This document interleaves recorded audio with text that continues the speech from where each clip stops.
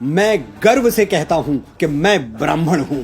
मैं वो दधीच हूं जो विश्व कल्याण के लिए अपनी हड्डियां दान करने से पहले 2 बार नहीं सोचता। मैं वो परशुराम हूं जो श्री राम जैसे मर्यादा मूर्ति क्षत्रियों को अपनी सारी शक्तियां सौंप देता है। मैं वो चाणक्य हूं जो एक वंचित वनवासी को उठाकर भारतवर्ष के राज सिंहासन पर बैठा देता है। मैं वो आदि शंकराचार्य हूं जो अपने असीम ज्ञान के प्रताप से समूचे भारतवर्ष को एक भगवा ध्वज के तले ला खड़ा करता है।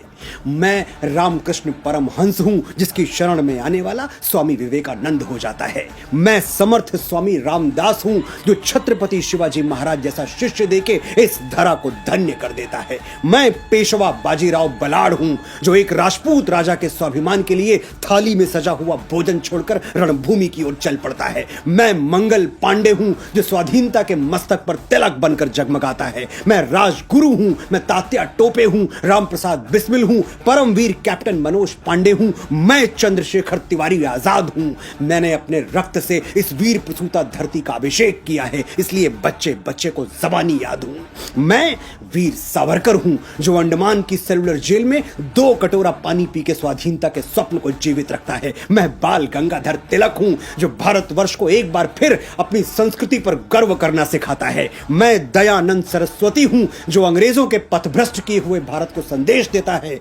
वेदों की ओर लौटो। मैं ही इस यशस्वी ब्रह्मकुल की बेटी रानी लक्ष्मीबाई हूं जो मातृभूमि की रक्षा के लिए फिरंगियों के बदन में अपनी तलवारों का लोहा उतार देती है। हम ब्राह्मण हैं, जन्मजात तपस्वी हैं, साधक हैं। हम संगीत की साधना करते हैं तो तानसेन बन जाते हैं, स्वर साधना करते हैं तो लता मंगेशकर कहलाते हैं, और शब्द साधना करते हैं तो महाकवि कालिदास और गोस्वामी बाबा तुलसीदास के नाम से अमर हो जाते हैं।